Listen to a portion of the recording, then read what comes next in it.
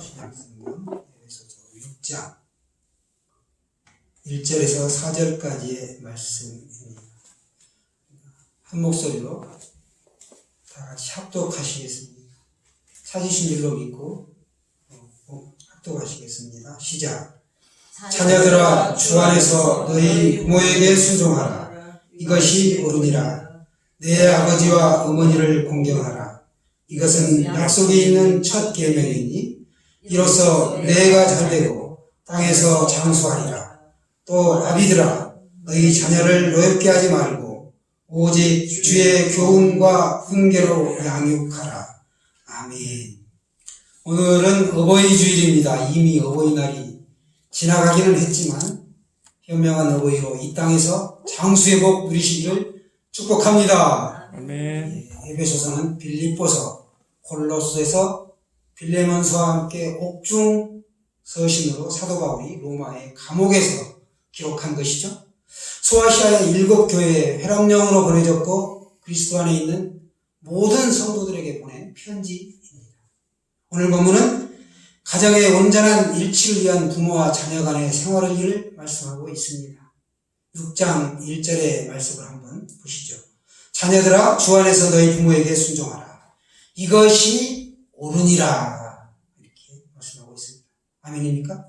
자녀가 부모에게 순종할 때 주님께 순종하는 범위 내에서 순종해야 함을 말씀하고 있습니다. 이것이 옳으니라.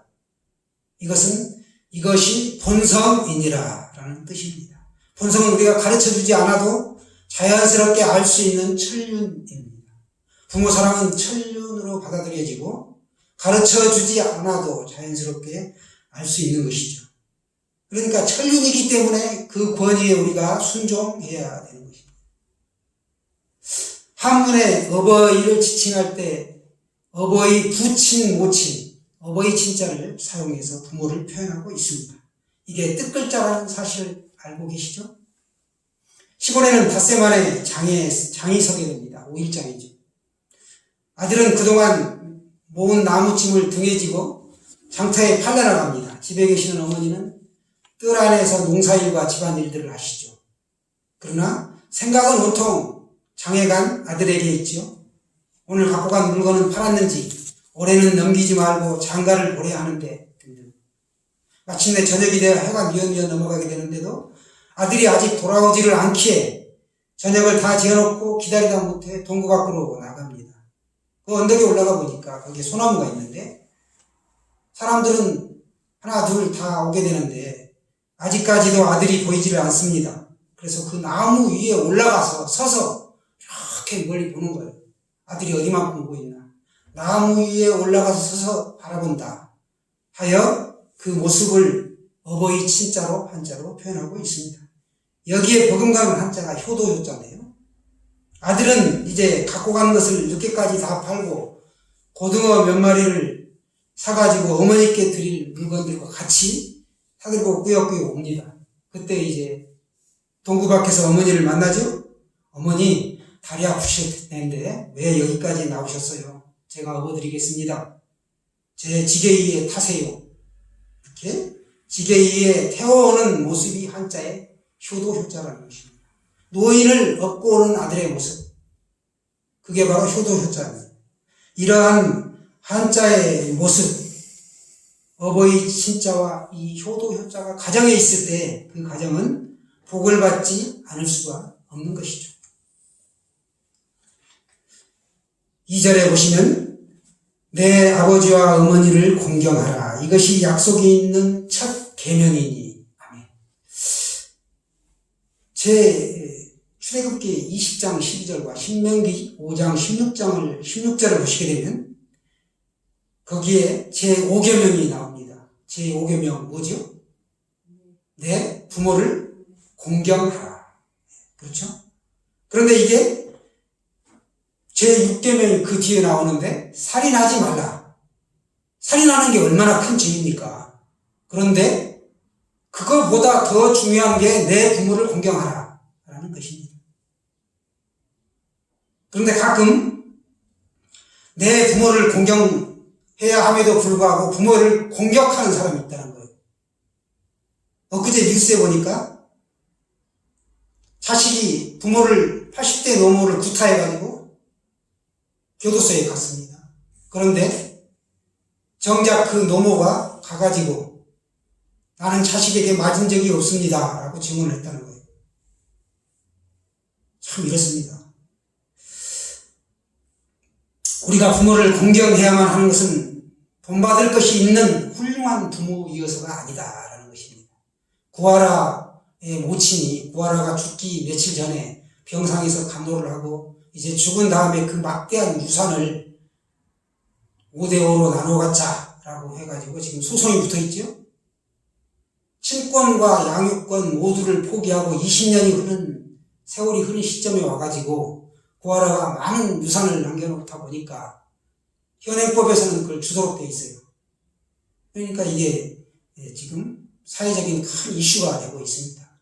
그러나 한편으로 생각할 때 그 부모에게는 자격이 없지만 어떻게 보면 공분을 사고 많은 사람이 지탄을 받지만 낳아준 부모이기 때문에 성경적으로 볼 때는 자격이 있을 수도 있다라고 보여집니다. 우리가 부모를 공경해야 하는 건 마땅하다는 것이죠. 내 자식을 사랑하라 라는 계명을 성경에서 보셨습니까? 성경 어디에도 그런 계명은 없습니다. 너무너무 우리가 자녀를 사랑하기 때문에, 당연히 자녀를 사랑하기 때문에 그렇죠. 여러분 휴대폰을 한번 보세요. 부모의 사진보다 자녀의 사진이 압도적으로 많지 않나요?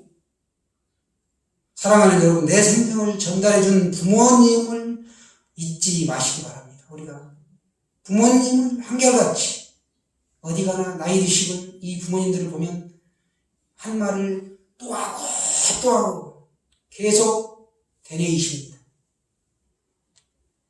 그러한 부모님의 삶을 우리가 존중해 주시기를 바랍니다. 공경은 헬라어로 카바디인데요. 우리 몸의 장기 중에 간을 뜻합니다. 간이 굉장히 무거운 장기죠. 무겁다 해서 비중이 있다, 중요하다 이런 의미를 가지고 있습니다. 간의 역할은 엄청나게 크지만 한 번 망가지면 건강을 잃습니다. 아주 중요하죠. 이처럼 우리가 부모를 공경하는 것, 부모에게 순종하는 것은 우리 그리스도인의 삶에 있어서 아주 중요합니다. 약속이 있는 첫 계명이다 라고 오늘 성경은 말씀합니다. 성경에 출애굽기에 보시면 10계명이 나오는데 1에서 4계명까지는 대신 계명이죠. 5계명에서 10계명까지가 대인 계명인데 이 대인 계명의 첫 번째 약속 있는 계명이 바로 내 부모를 공경하라. 제5계명이라는 말씀입니다. 하나님의 백성 이스라엘 하나님께 순종하는 것이 너무나 마땅하다는 것이죠. 자녀들도 당연히 그 부모에게 순종해야 한다는 것입니다. 우리가 하늘 아버지가 계셨기에 이 땅에서도 육신의 부모님이 계신 것을 믿습니다. 보이는 땅의 부모님을 잘 모시는 것이 곧 보이지 아니하는 하나님을 잘 섬기는 길입니다. 그렇게 잠언 23장 22절에 보시면 너를 낳은 아비에게 청종하고 내 늙은 어미를 경히 여기지 말지니라 이렇게 말씀합니다. 너를 낳은 아비에게 즐겨 순종하고 내 늙은 어미를 가볍게 여기지 말라라는 것입니다. 무시하지 말라는 것이죠. 엄마가 에이 뭘 한다고 무시 많이 합니다. 자식에게 늘 주어도 부족하게 느끼며 사는 게 부모의 마음이죠. 여러분, 우리를 어렵게 하는 것이 또 하나 있는데요. 결혼하게 되면 새로운 부모가 생기죠. 장인, 장모님이 있고 시아버지, 시어머님이 계십니다. 혹 지금 살아계십니까? 간혹 주변에서 보면 뒤에 뒷담화를 하면서 존경받을 만한 행동을 해야 존경하지 라고 시어머니와 시아버지, 장인, 장모님을 뒤에서 험담합니다. 잘못된 생각이죠. 부모님 사랑은 무조건적인 사랑이라는 거고요. 부모님을 사랑하는 거. 여러분, 특별히 시아버지, 시어머니를 잘 모시기를 바랍니다. 계속해서 우리 보시면 3절 말씀을 보시면 말씀이 연결됩니다. 이로써 내가 잘되고 땅에서 장수하리라. 아멘. 이렇게 약속이 있는 첫 계명이 바로 내 부모를 공경하라 이 세상에서 우리가 물질의 복을 받고 건강의 복을 받는 것, 이건 우리가 부모를 잘 공경하는 데서 얻어진다는 이 약속의 말씀입니다. 그러니까 이런 사람은 하나님께서 형통의 복을 아울러 주십니다. 참된 효도는 그리스도의 사랑을 가지고 온유한 마음으로 부모님을 공경하는 것이죠. 성도가 부모에 대한 효를 실천하지 않으면서 보이지 않는 하나님께 충성한다는 것은 말짱 거짓말이다 라고 보입니다. 부모에게 효를 다하지 않으면서 교회에 열심히 다니며 봉사하는 것, 이게 위선이라는 사실을 깨달아야 합니다. 그러니까 이런 사람은 무엇보다 부모를 사랑할 수 있도록 하나님께 먼저 구해야 하는 것이죠. 조선시대의 숙종임금을 우리가 잘 알죠. 민정을 살피기 위해 하루는 대궐을 나섰습니다. 마침 그때 오랫동안 병석에 누워있던 나이 많은 어머니가 그 아들에게 청을 하나 합니다. 아들아, 죽기 전에 임금님의 영환을 내가 멀리서라도 한번 좀 뵙고 그러고 나서 죽었으면 좋겠구나. 그래서 이 아들이 왕이 오시는 그날을 기다렸다가 어머니를 등에 업고 길가에 나가서 임금이 지나갈 때 잘 보이도록 등에 업어서 이렇게 서 있었습니다. 임금님이 멀리서 이 사실을 보았습니다. 그리고 자초지종을 듣고 자식의 효성에 감동하여 상금을 내립니다. 금 100냥과 쌀 한 섬을 주었습니다. 이제 이 이야기가 온 장안에 퍼지게 되었는데 역시 그 마을에 부르자 한 사람이 돈을 벌기 위해 어머니가 원하지도 않는 걸 억지로 강제로 업고 나갔습니다. 또 길가에서 나가서 왕을 똑같이 배웠는데 왕이 불러서 상으로 이제 상을 내리게 됩니다. 금 100냥을 주라. 이렇게 말하자 주변에 있던 신하들이 그 불효자의 소문을 이미 알고 있었기 때문에 그놈은 불효자로 소문이 난 놈입니다. 효도가 아니고 지난번에 효자처럼 돈을 벌기 위해 억지로 어머니를 업고 나왔습니다. 그런즉 벌을 줘야 될 것으로 사료됩니다. 라고 말했습니다. 그런데 놀랍게도 임금님은 어명을 내리시죠. 효도는 흉내만 내도 좋은 거야. 그런 거로 상을 주어라. 이 불효자는 후에 뉘우치고 진짜 효도가 되었다는 전설 따라 삼천리에 나오는 이야기였습니다. 좋은 일은 흉내만 내도 결국은 그렇게 좋은 일을 하게 된다는 교훈이죠. 반대로 우리가 나쁜 일 또한 흉내만 내어도 나쁜 사람이 됩니다. 요즘은 오래 살기에 가히 몸부림들을 칩니다. 운동을 하고 보약을 먹고 별별 희한한 음식을 먹고 야단법석입니다. 그런데 오래 살 수 있는 비결이 아주 간단하다라고 성경은 말씀하고 있습니다. 내 부모를 공경하라. 그런 것입니다. 이것이 바로 하나님의 약속의 말씀이다. 이 말씀을 믿고 시행하면 그렇게 될 줄로 믿습니다. 그것이 부모님부터 일상생활이 될 때 그 자녀가 그대로 된다는 것이죠. 명심보감에 보면 효도하는 자식은 효도하는 자식을 낳고 불효자는 불효하는 자식을 낳는다. 이렇게 말씀하고 나서 그 비유로 처마 끝에 낙숫물이 떨어지면 그 자리에 그대로 떨어집니다. 그것처럼 똑같은 이치다 라고 말씀하고 있습니다. 우리 4절 말씀을 한번 다 같이 한번 보실까요? 4절 말씀 시작. 또 아비들아 너희 자녀를 어렵게 하지 말고 오직 주의 교훈과 훈계로 양육하라. 아멘. 자녀들을 어렵게 하지 말고 오직 주의 교훈과 훈계로 양육하라. 교훈과 훈계, 자녀에 대한 올바른 태도인데요. 아버지와 어머니는 자녀 교육에 전적으로 책임이 있습니다. 하나님께서 나에게 맡겨준 영혼들이죠. 부모는 자녀를 마치 비인격적인 어떤 소유물처럼 취급하거나 무조건 부모의 권위를 내세우며 함부로 다루어서는 안 됩니다. 부모는 자녀에게 권위를 또 남용하거나 화나게 하는 태도나 말, 행동을 피해야 하는 것이죠. 사랑을 전제로 자녀의 입장에서 생각하고 이해해야 합니다. 그래서 자녀의 실제적인 그 행복에 관심을 가져야 하는 것이죠. 오늘 성경은 뭐라고 말씀하느냐? 오직 주의 교훈과 훈계로 양육하라 고 말씀합니다. 부모는 자녀를 주의 교훈과 훈계로 양육해야 한다. 교훈은 사전적인 의미로 앞으로의 행동이나 생활에 지침이 될 만한 것을 가르침 또는 그런 가르침을 말하고 있고요. 훈계는 타일러서 잘못이 없도록 주의를 줌 또는 그런 말입니다.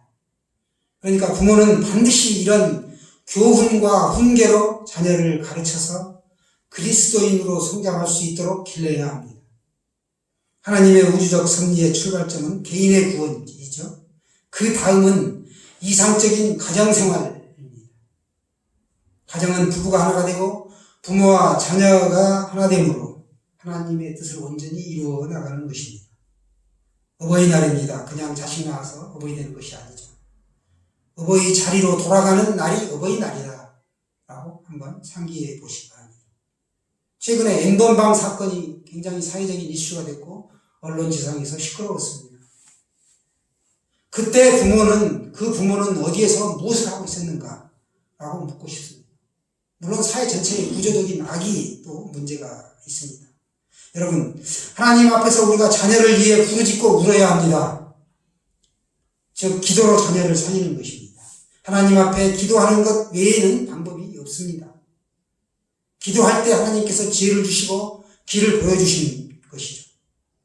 기도하세요. 아버지는 기도하는 사람으로 설 때 가정이 바로 서고 교회가 서고 이 나라와 이 민족이 서게 되는 것이죠. 어버이들이여 기도하시기 바랍니다. 현명한 어머니는 신앙을 교육하는 어머니입니다. 우주의 주권자는 하나님이시라는 걸 우리가 고백하며 살고 있는 크리스찬입니다. 영혼의 구원자는 예수 그리스도라고 우리는 믿고 있습니다. 자기는 예수 믿고 천국 가는데 자기 자식은 예수 안 믿고 지옥 가면 되겠습니까? 엄마는 신앙을 전하는 사람이어야 합니다. 우리 예쁜 여자, 예쁜 어머니들 오래 갈까요? 길어야 100년. 이 땅에서의 인생은 100년이 지나면 해골로 끝나지만 영원한 하나님의 나라로 이어지게 하는 방법은 오직 예수 그리스도 뿐입니다. 예수가 우리의 삶의 전부가 되는 것이죠. 이렇게 자녀를 부모가 길러낼 때 그 자녀는 세상을 변화시키는 하나님의 사람으로 바뀌게 되는 것이죠. 자식이 부모에게 하는 것을 그 자녀가 그대로 배우게 된다. 이건 아주 자명한 이치입니다. 그리고 부모 공경은 해도 되고 안 해도 되는 것이 아니라 명령이라는 것이죠. 반드시 지켜야 합니다. 왜냐? 하나님의 직접적인 명령이기 때문에 그렇습니다. 우리 초등학교 시절에 그때는 국민학교이지요. 청개구리 우화 얘기가 많이 구어책에 등장했던 걸로 기억하는데 철들지 못하는 사람은 청개구리처럼 비가 올 때마다 울게 되는 역사가 있을 겁니다. 우리는 복을 받은 사람들이죠. 부모를 공경하고 자녀에게 신앙을 전수하며 그 자녀를 위해 기도하는 현명한 어버이로 우리가 이 땅에서 살아가기를 간절히 축원합니다. 잠깐 기도하겠습니다.